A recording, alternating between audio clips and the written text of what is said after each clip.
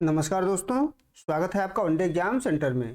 दोस्तों, आज के वीडियो में हम लोग जानेंगे कि बीए सेकंड सेमेस्टर में आकर के हिंदी साहित्य में आपको क्या क्या पढ़ना होगा। तो अगर आप बीए सेकंड सेमेस्टर में हैं तो हिंदी साहित्य में आपको केवल एक पेपर पढ़ना होगा और पेपर का नाम है कार्यालय हिंदी और कंप्यूटर। यानी कार्यालय हिंदी और कंप्यूटर नाम के पेपर का अध्ययन आपको करना है और इस पेपर में कुल 8 यूनिट आपको पढ़ना होगा। एक एक करके हम लोग जानेंगे कि किस यूनिट में आपको क्या पढ़ना है। तो जो पहला यूनिट आपका है, इसमें आपको कार्यालय हिंदी का स्वरूप, उद्देश्य एवं क्षेत्र के बारे में जानना है। इसमें आपको जानना होगा कि कार्यालय हिंदी की संकल्पना क्या होती है, किसको कार्यालय हिंदी कहा जाता है, कार्यालय हिंदी की विशेषता क्या होती है, इसके बारे में इसमें आपको जानना होगा। कार्यालय हिंदी का उद्देश्य क्या होता है, किन उद्देश्यों को ध्यान में रख करके हम कार्यालय हिंदी का अध्ययन कर रहे हैं, उसके उद्देश्यों के बारे में आपको जानना होगा। कार्यालय हिंदी के क्षेत्र कौन कौन से होते हैं, उसके क्षेत्रों के बारे में भी आपको इसमें अध्ययन करना होगा। इसके बाद आपको कार्यालय हिंदी तथा सामान्य हिंदी का संबंध क्या होता है, इसके बारे में जानना होगा कि कार्यालय हिंदी और सामान्य हिंदी में समानता क्या है, असमानता क्या है, इन सबके बारे में विस्तार से आपको अध्ययन करना होगा। कार्यालय हिंदी में कौन कौन सी संभावनाएं हैं, उन संभावनाओं के बारे में अध्ययन करना होगा और कार्यालय कार्यकलाप की सामान्य जानकारी, यानी किस प्रकार से कार्यालयों में काम किया जाता है, उसके बारे में आपको पहले यूनिट में पढ़ना होगा। तब जाकर के आपका पहला यूनिट पूरा होगा। आगे बढ़ते हैं और देख लेते हैं कि दूसरे यूनिट में आपको क्या क्या पढ़ना है। इसके पहले एक जरूरी सूचना दे दें आपको कि अगर आप कार्यालय हिंदी और कंप्यूटर का बुक लेना चाहते हैं तो डिस्क्रिप्शन में लिंक दिया हुआ है, वहां पर जाके कार्यालय हिंदी और कंप्यूटर का बुक आप खरीद सकते हैं और अपने तैयारी को बेहतर बना सकते हैं। दूसरे यूनिट में आकर के आपको कार्यालय हिंदी में प्रयुक्त पारिभाषिक शब्दावली के बारे में पढ़ना है कि कार्यालय हिंदी में जो भी पारिभाषिक शब्दावलियां प्रयोग की जाती हैं, उन पारिभाषिक शब्दावली का अध्ययन आपको दूसरे यूनिट में करना होगा। इसमें सबसे पहले आपको जानना होगा पारिभाषिक शब्दावली निर्माण के सिद्धांत कौन कौन से हैं, किस प्रकार से पारिभाषिक शब्दावली का निर्माण किया जाता है और विद्वानों ने कौन कौन से सिद्धांत उसके लिए बनाए हैं।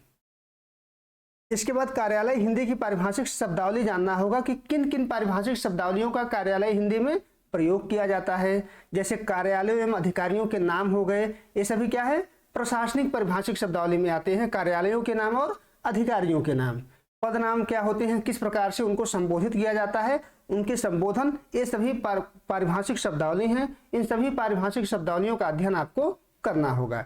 इसके अलावा भी जो प्रशासनिक एवं विधिक शब्दावली होंगी, उनका अध्ययन आपको इस यूनिट में करना होगा। यानी जो भी पारिभाषिक शब्दावली हम कार्यालय हिंदी में प्रयोग करते हैं, उन पारिभाषिक शब्दावली का अध्ययन आपको दूसरे यूनिट में करना होगा।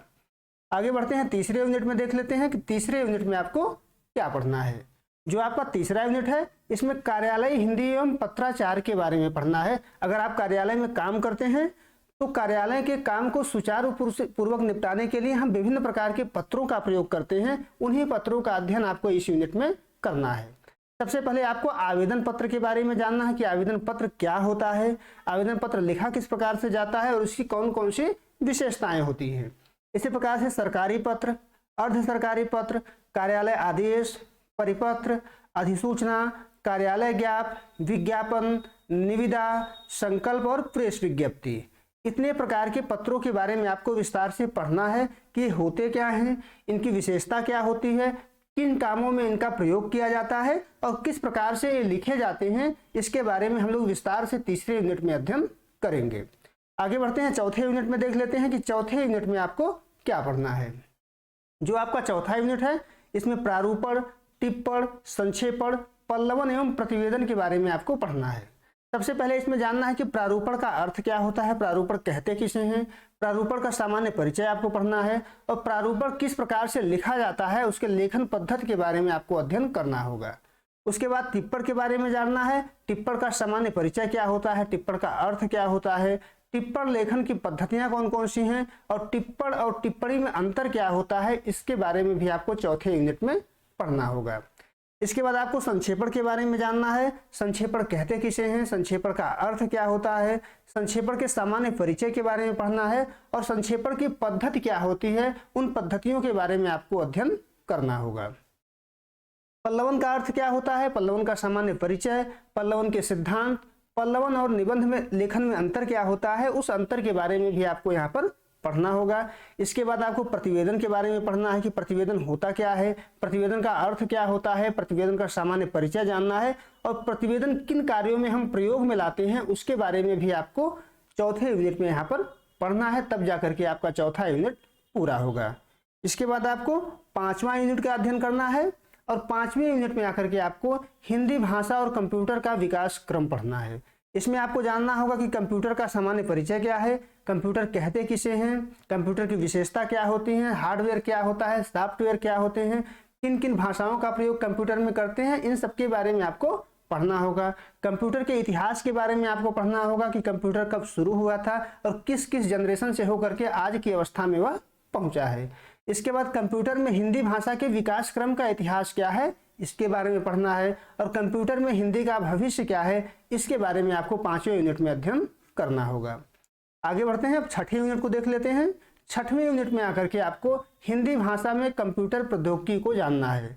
इसमें आपको पढ़ना होगा कि इंटरनेट और हिंदी, इंटरनेट में हम हिंदी का प्रयोग किस प्रकार से कर रहे हैं, इसको पढ़ना है। ईमेल क्या होता है, ईमेल की संरचना कैसी है, ईमेल का आविष्कार कब हुआ, ईमेल की विशेषताएं क्या होती हैं, इसके बारे में आपको विस्तार से पढ़ना है। इसके बाद हिंदी में जो सॉफ्टवेयर उपलब्ध हैं उन सॉफ्टवेयरों के बारे में जानना है। हिंदी में जो वेबसाइट उपलब्ध हैं उन वेबसाइटों के बारे में आपको अध्ययन करना है। इसके बाद आपको सोशल मीडिया पर हिंदी लेखन कौशल के बारे में अध्ययन करना है और ये जानना है कि किन किन टूलों का प्रयोग करके हम सोशल मीडिया को पर हिंदी लेखन कौशल अपना विकसित कर सकते हैं, अपना हिंदी लेखन कौशल किस प्रकार से हम बेहतर कर सकते हैं।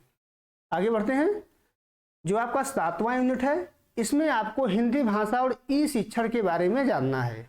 इसमें आपको पढ़ना होगा इंटरनेट पर उपलब्ध पत्र पत्रिकाएं, कौन कौन से पत्र पत्रिकाएं इंटरनेट पर उपलब्ध हैं उनके बारे में जानना है।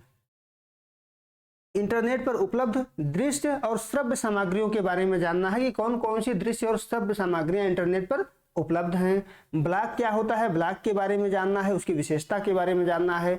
फेसबुक क्या होता है, फेसबुक पेज क्या होता है, इसकी विशेषता क्या होती है, इसके बारे में पढ़ना है।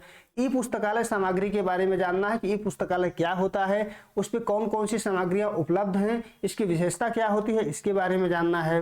सरकारी तथा गैर सरकारी चैनल के बारे में जानना है, जैसे ज्ञान दर्शन हो गया, ई पाठशाला हो गया, स्वयं हो गया, मुक्स हो गया, इन सब के बारे में आपको जानना है कि क्या है, किस लिए शुरू की गई हैं, इनकी विशेषता क्या है, इसके बारे में जानना होगा। पॉडकास्ट और आभासी कक्षाओं के बारे में भी आपको अध्ययन 7वें यूनिट में करना होगा। आगे बढ़ते हैं, 8वां यूनिट देख लेते हैं।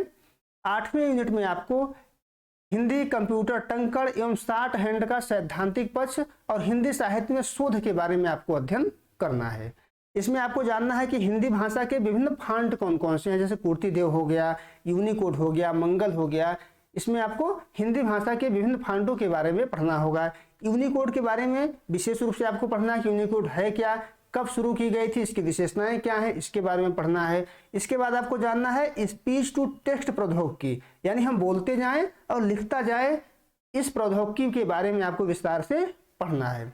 हिंदी में किस प्रकार से पीपीटी स्लाइड का निर्माण करेंगे और किस प्रकार से पोस्टर का निर्माण करेंगे, इसके बारे में भी हमको विस्तार से पढ़ना होगा। इसके बाद हिंदी साहित्य में शोध के बारे में आपको पढ़ना है, शोध के प्रकार के बारे में आपको पढ़ना है। परिकल्पना परीक्षण क्या होता है, परिकल्पना उत्पादन क्या होता है, इसके बारे में भी आपको विस्तार से पढ़ना है। शोध के कौन कौन से चरण होते हैं, शोध के चरणों के बारे में पढ़ना है और साहित्यिक शोध का उद्देश्य क्या होता है, उसके उद्देश्यों के बारे में भी आपको 8वें यूनिट में पढ़ना है। यहाँ पर आपका सिलेबस खत्म हो जाएगा। उम्मीद है आपको वीडियो पसंद आया होगा। अगर आपको वीडियो अच्छी लगी है तो हमारे चैनल को सब्सक्राइब करिएगा, वीडियो को शेयर करिए, ज़्यादा से ज़्यादा लोगों तक पहुँच सके। धन्यवाद।